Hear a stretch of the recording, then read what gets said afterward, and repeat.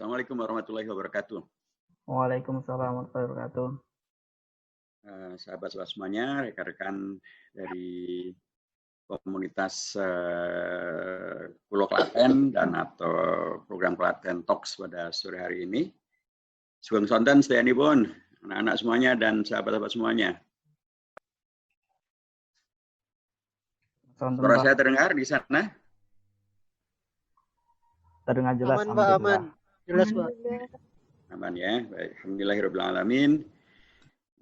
Kita bersyukur pada Allah Tuhan Yang Maha Esa yang tetap memberikan kepada kita kesempatan untuk bisa terus menyambung silaturahim, menyambung kebersamaan, bertemu sekalipun dalam kondisi COVID-19 ini, tapi kita bisa bersama-sama menyambung komunikasi silaturahim melalui sarana yang dibuatkan oleh kawan-kawan dari Pulau Klaten ini. Dan kemudian pada sore hari ini kita akan berbagi tentang bagaimana kita bangsa Indonesia, generasi mudanya khususnya bisa terus berkontribusi untuk menyelamatkan generasi kita, menyelamatkan bangsa kita, warga kita, termasuk juga Klaten dari mana kita semuanya berasal.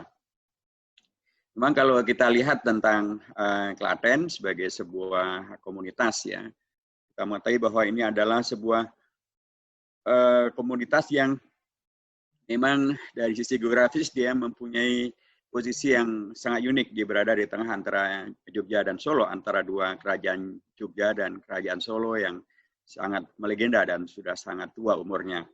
Karenanya menurut saya Klaten menjadi satu komunitas dan satu tempat di mana kita diberi kesempatan untuk bisa mengambil dan sekaligus mendapatkan pelajaran, manfaat, dan keunggulan daripada pengalaman sejarah yang demikian luar biasa. Dan apalagi di sana juga ada selain kerajaan, ada juga Candi Prambanan, ada juga masjid-masjid yang cukup mencolok, dan juga ada Sunan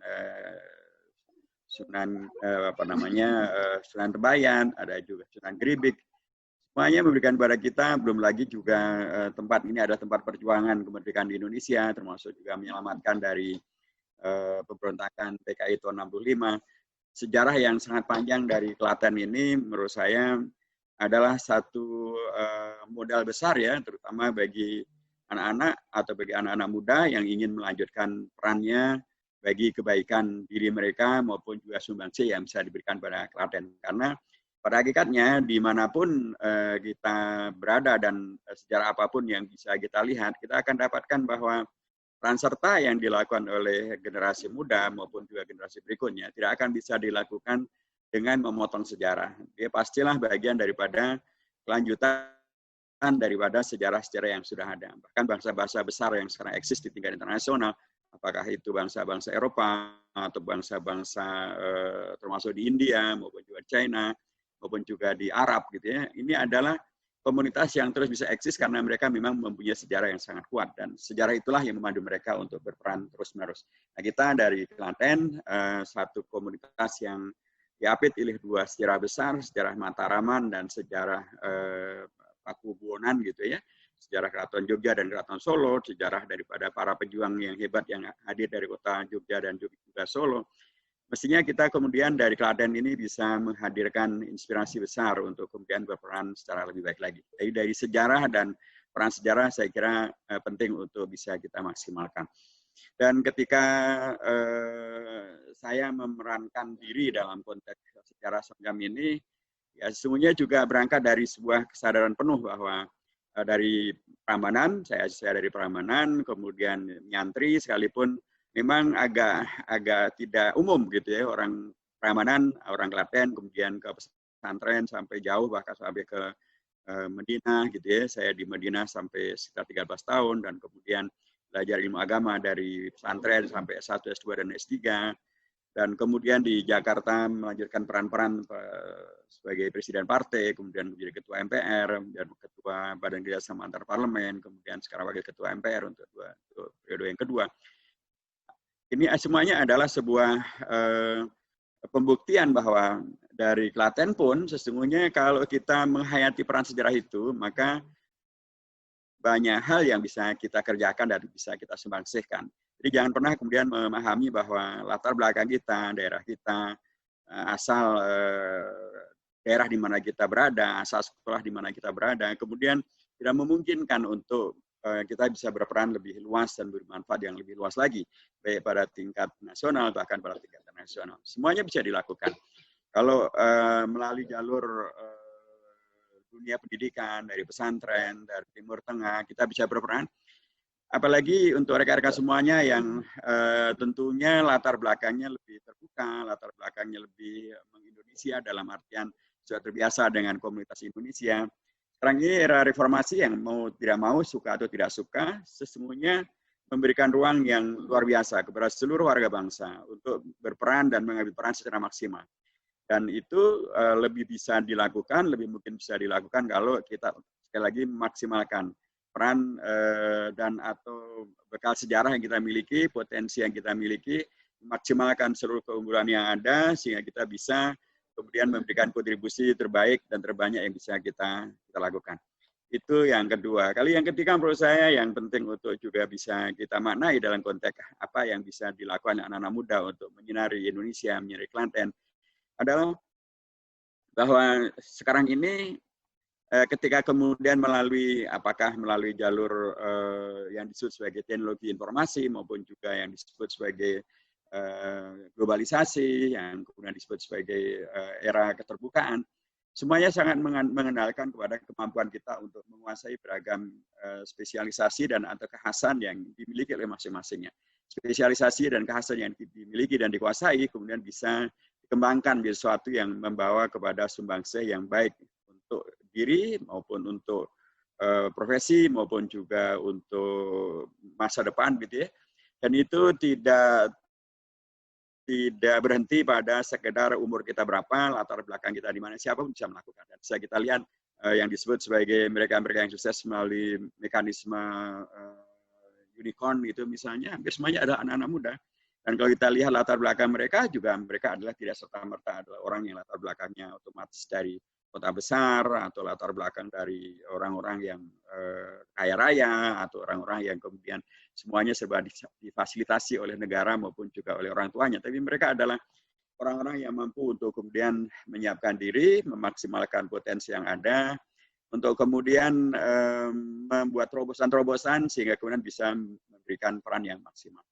Dan ini sekali lagi bukanlah sesuatu yang bisa diprotek, artinya hanya kelompok tertentu yang bisa, yang lain tidak bisa. Tidak bisa. Siapapun bisa melakukannya. Atau sebaliknya, ini tidak bisa kemudian dilakukan kaedah KKN gitu ya. Ada nepotisme di sana, dan kemudian mengandalkan pada relasi untuk kemudian bisa memaksimalkan seluruh peluang dan kesempatan di sana tidak bisa juga. Ini sangat terkait juga dengan bagaimana kemampuan diri, keahlian pribadi, dan sekaligus juga keunggulan pribadi karena kemampuan untuk memaksimalkan akses, memaksimalkan peluang-peluang tadi, kemudian menghadirkan pribadi yang berkeunggulan. Pribadi berkeunggulan karena sekali lagi tidak bisa dicegah, tapi juga tidak bisa kemudian potensi yang ada diintervensi untuk kemudian bisa menghentikan yang lain. Jadi faktor ketiga ini menurut saya juga menjadi amat sangat dipentingkan. Anda dari Klaten atau Anda dari manapun juga, sesungguhnya dunia memberi ruang yang sama. Reformasi memberikan ruang yang sama. Siapapun bisa. Latar belakang pesantren bisa, latar belakang sekolah umum bisa, latar belakang sekolah luar negeri bisa, latar belakang sekolah di Indonesia bisa. Yang penting adalah bagaimana masing-masing memahami dan memaksimalkan peran yang ada untuk kemudian memberikan kontribusi yang terbanyak. Yang berikutnya menurut saya juga di era yang sedang disebut sebagai COVID-19 ini, orang kemudian sudah mempertimbangkan apa yang akan terjadi setelah COVID-19 atau pasca COVID-19. Akan kemungkinan besar akan terjadi pola kehidupan yang tidak lagi sepenuhnya sama. Cara bekerja akan mungkin berbeda, cara berkomunikasi juga mungkin akan berbeda, cara berbisnis akan berbeda, komunikasi antar lembaga, antar pihak, termasuk juga antar instansi juga mungkin tidak akan lagi menjadi seperti yang dulu lagi. Tapi kata kunci yang menurut saya dipentingkan adalah bagaimana mengenali tabiat-tabiat ini. Jadi sangat penting agar anak-anak muda bisa eksis dan bisa memberikan kontribusi yang terbesar pada era pasca COVID-19 ini adalah kenali, pelajari, dan ambillah informasi dan masukan sebanyak-banyaknya dari para ahli, para pakar yang sudah memberikan kajian-kajian yang maksimal untuk kemudian bagaimana mereka bisa berkontribusi setelah selesainya COVID-19 ini. Karena peristiwa yang mengglobal ini tentu juga karenanya dampaknya juga mengglobal dan sekaligus juga solusinya diberikan juga secara mengglobal juga. Banyak pakar sudah bicara, banyak ahli sudah bicara, baik itu dari sisi ekonomi, dari sisi sains, dari sisi kesehatan, dari sisi politik, dari sisi sosial, pola hubungan antar pihak, cara bekerja dan lain sebagainya sudah mereka bahas. Jadi menurut saya penting juga di era kemudian di Klaten yang insya Allah tidak masuk dalam zona merah, mudah-mudahan demikian ya, tetapi kondisinya tetap saja Klaten tidak akan sendirian karena Klaten bagian dari Jawa Tengah bagian dari Indonesia, dan semuanya ada kait-mengkait gitu ya, sehingga sangat penting juga untuk kemudian mengenali tipe kehidupan setelah COVID-19. Kesempatan Anda semuanya, dan apalagi Anda pastilah sangat familiar dengan teknologi informasi, pastilah Anda akan mempunyai kemampuan untuk bagaimana mengakses informasi ini melalui YouTube kah, atau melalui sosial media yang lain kah, atau melalui Google atau apa saja. Anda bisa mengeklik untuk kemudian bisa memberikan informasi yang banyak dan sebaik-baiknya. Terakhir yang saya sampaikan dalam konteks ini adalah bahwa ya saya harus sampaikan saya di Klaten tidak lama karena saya praksis di Klaten adalah lahir, kemudian SD, dan setelah SD saya kemudian sudah mondok di pesantren di Jawa Timur, di Gontor. Setelah dari Gontor saya sempat kembali memang sebentar untuk kuliah di IAIN Jogja selama 1 semester. Setelah itu saya melanjutkan ke Madinah dari tahun 80 sampai 93, dan setelah itu saya di Jakarta, sehingga ketika banyak pihak menyampaikan tentang tentang Klaten dan tokoh-tokoh di Klaten, saya sering mohon maaf tidak detail menguasai tentang Klaten dan atau tidak mengenal tentang seluruh tokoh di Klaten karena latar belakang saya yang demikian. Tetapi sekalipun demikian, saya kira tetap saja tidak pernah bisa dipungkiri bahwa saya lahir di Klaten, dan itu menjadi bagian daripada pembuktian tentang bahwa dari Klaten pun sesungguhnya siapapun kita, apakah kita sebentar tinggal di Klaten atau lama tinggal di Klaten, tapi dia tidak akan kemudian bisa sesuatu yang bisa dilepas begitu saja. Dalam artian bahwa dari manapun kita datang, sesungguhnya kita bisa memberikan kontribusi dan sekaligus juga insya Allah sejarah yang baik bagi Klaten di mana kita berasal. Ya mungkin saya adalah orang Klaten yang pertama yang pernah menjadi presiden partai, yang pernah menjadi ketua MPR gitu ya, yang pernah pidato di PBB, yang pernah kemudian menerangkan Pancasila pakai bahasa Arab di 2 forum internasional di Timur Tengah. Ini hal-hal yang kemudian mudah-mudahan akan sekali lagi memberikan satu penegasan bahwa dari Klaten pun kita bisa memberikan kontribusi. Yang dipentingkan adalah siapkan diri Anda sekarang juga, dan apalagi kenalilah kondisi-kondisi pasca COVID-19 agar Anda nanti pun juga bisa berkontribusi secara maksimal.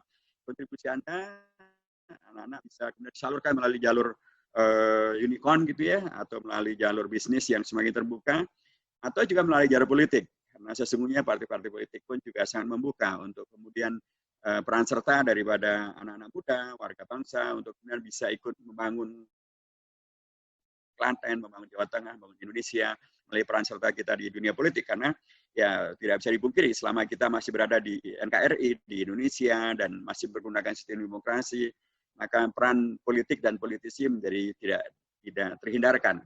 Tentu lebih baik bila politik dan dunia politik diisi oleh orang-orang yang berkualitas, yang bertanggung jawab, yang cinta dengan bangsa dan negaranya, dan membuktikan kualitas dirinya untuk memberikan pengabdian yang terbaik. Dan itu bisa dilakukan dari Klaten.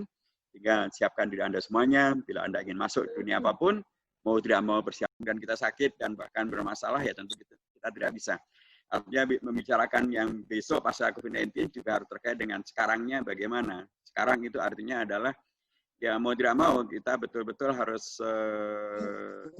clean ya, untuk kemudian jaga kesehatan diri, kesehatan keluarga, jangan sampai kita menulari atau ditulari, dan kemudian pun juga penting mengembangkan budaya sehat menyehatkan ini supaya tidak terkena COVID-19 kepada siapapun. Itu satu. Nomor dua, tentu kita tidak ingin kehidupan pasca COVID-19 nanti lebih buruk daripada sebelum COVID-19.